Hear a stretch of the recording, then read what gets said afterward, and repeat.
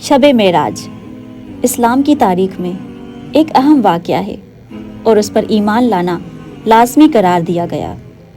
امام جعفر صادق رضی اللہ نے فرمایا کہ جو معراج کے واقعے پر یقین نہیں رکھتا وہ ہم میں سے نہیں ہے۔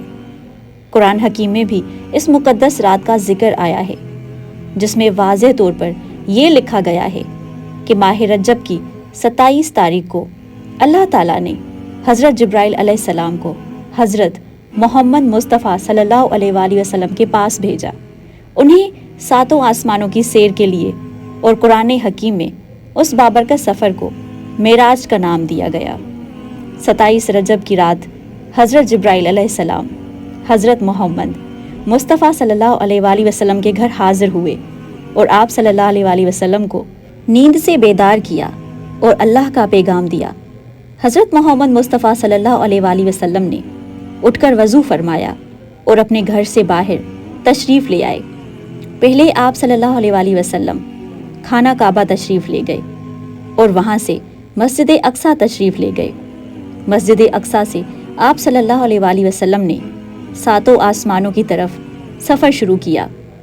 جب آپ صلی اللہ علیہ وآلہ وسلم سدرۃ المنتہا پہنچے تو حضرت جبرائیل علیہ السلام نے عرض کیا کہ میرا اور آپ کا ساتھ یہیں تک کا تھا، اس سے آگے جانے پر میں جل جاؤں گا۔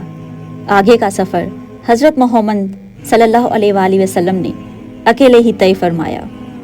اس مقدس رات میں آپ صلی اللہ علیہ وآلہ وسلم اللہ تعالیٰ سے ہم کلام ہوئے اور آپ صلی اللہ علیہ وآلہ وسلم کو بہت سے مقامات دکھائے گئے اور فرشتوں سے ملاقات فرمائی۔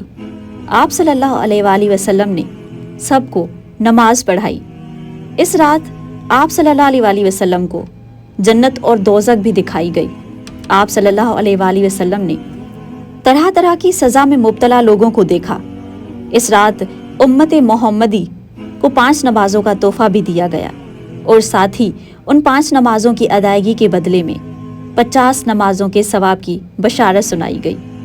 27 کی بابرکت رات میں آپ صلی اللہ علیہ وآلہ وسلم نے بہت عبادت کی اور سارا دن روزہ رکھا۔ اس دن کی عبادت کو بہت زیادہ درجہ دیا گیا ہے۔ شب معراج پر یقین رکھنا ایمان کا حصہ ہے۔ معجزات معراج النبی صلی اللہ علیہ وآلہ وسلم کو دیکھ کر اس رات پر ایمان اور بھی مضبوط ہو جاتا ہے۔ دوستو، ہم امید کرتے ہیں کہ آج کی ہماری ویڈیو آپ کو اچھی لگی ہوگی۔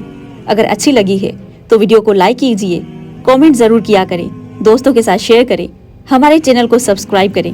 آج رات کی دعاؤں میں ہمیں ضرور یاد رکھنا، اپنے بچوں کا خیال رکھیے۔ جزاک اللہ خیر۔